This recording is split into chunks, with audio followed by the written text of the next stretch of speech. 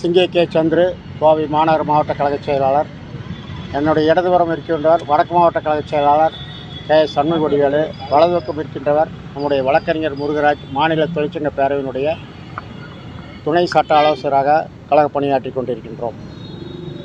கடந்த 2 நாட்களுக்கு முன்னால் எங்களது பத்மபூஷன் கேப்டன் அவர்களின் நல்லாசியுடன் எங்களது கழக பொதுச் செயலாளர் திருமதி அன்னியார் அவர்களின் ஆணைப்படி தமிழ்நாடு முழுவதும் கள்ளக்குறிச்சியில் நடந்த விஷசாராய சாவுகளுக்கு பொறுப்பேற்று திராவிட முன்னேற்ற கழக அரசு பதவி வழங்க வேண்டும்.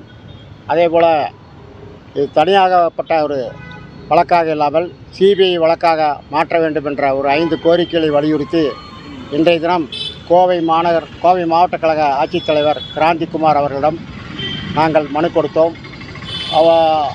அவர் இந்த மாவட்டத்தில் அவ்வளவாக அந்த பிரச்சனையும் இல்லை என்று சொன்னார்.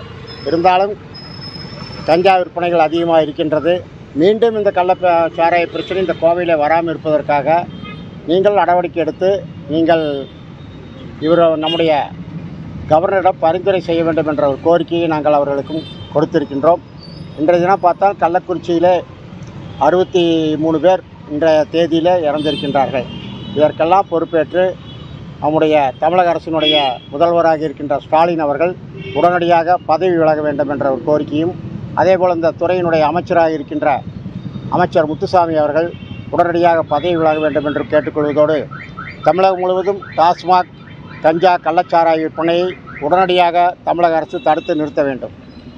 தமிழக அரசின் துணையோடு தான் கள்ளச்சாராய விற்பனையும் கஞ்சா விற்பனையும் தொடர்ந்து நடைபெற்று வருகிறது. இதை உடனடியாக மாவட்ட ஆட்சித்தலைவர் தடுக்க வேண்டும் என்ற கோரிக்கையை கேட்டிருக்கின்றோம். அதேபோல் மதுவிலக்குத்துறை அமைச்சர் மாண்புமிகு எஸ் முத்துசாமி அவர்கள் கள்ளச்சாராயம் குறித்து நாளை தேதியில் 69 பொதுமக்கள் மரணத்திற்கு பொறுப்பேற்று உடனடியாக பதவி விலக வேண்டும். கள்ளச்சாராய வழக்கை சிபிஐ வழக்காக மாற்றி உடனடியாக மாற்றுவதற்காக மாவட்ட ஆட்சித்தலைவர் கிராந்திகுமார் அவர்கள் பரிந்துரை செய்ய வேண்டும் என்ற கோரிக்கையை கேட்டிருக்கின்றோம். ஆகவே அது மட்டுமல்ல, தமிழகத்தில் அவர்கள் மீது நடவடிக்கை எடுத்தான் நிரந்தர தீர்வாக இந்த கோரிக்கையை கொடுத்திருக்கின்றோம்.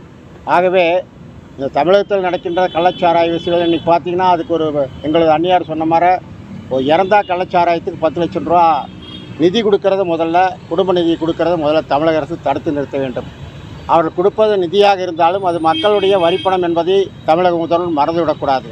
ஏனென்றால் நீங்களே பணம் கிடைக்கும் என்ற எண்ணத்திலே அவர்கள் மீண்டும் மீண்டும் குடிப்பதற்கு தமிழக முதல்வர்கள் தூண்டுகிறார் என்ற எண்ணம் இப்பொழுது அங்கே வசிக்கின்ற மக்களிடத்திலே பெருகி வருகின்றது.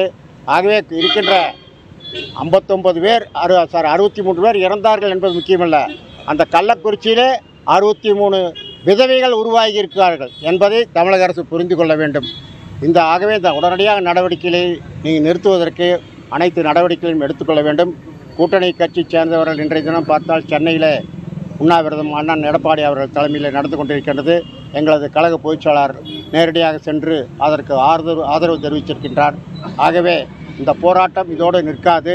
மீண்டும் எங்களது கழக பொதுச்செயலாளருடைய ஆணைப்படி தமிழகம் முழுவதும் தேசிய முற்போக்கு திராவிட கழகத்தின் சார்பாக மீண்டும் இந்த கள்ளச்சாராயத்தை ஒழிக்கும் வரை எங்களது போராட்டம் தொடரும் என்று கேட்டுக்கொள்கிறேன்.